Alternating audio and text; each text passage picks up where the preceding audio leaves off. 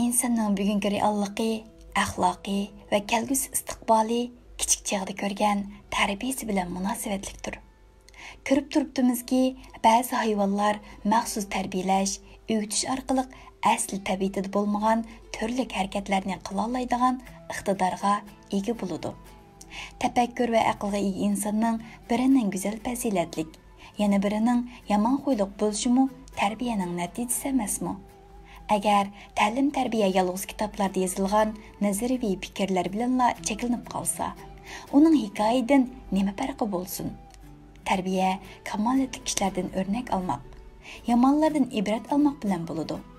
Agar biz ilkimizga boyliqni buzib chechib isrof qilsak, bizning holimizni ko'rib turgan bolalarimizga qanday iqtisodchilik, to'g'ri egilik boshqarish haqida so'z ocha olamiz.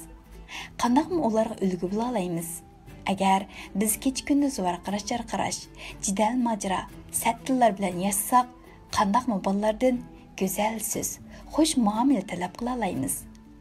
Bolaga maktabda qanday o'qituvchi bo'lsin, belgilangan kitobdagi darsni bera oladi. Lekin axloq va tarbiya darsini ona kabi hech kim bera olmaydi. Bolaning birinchi tarbiyachisi onadir. Hatto onasi yo'q bolaga uni o'z yanida o'ltirg'izib tarbiya beradigan ona o'rnidagi bir ayol lozim bo'ladi.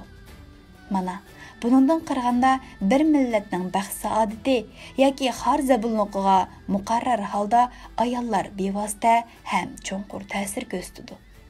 Shuning uchun ayollarni tarbiyalash, e'tiqodliq va shijoatli onlarni yetishtirmak eng muhim xizmatdir.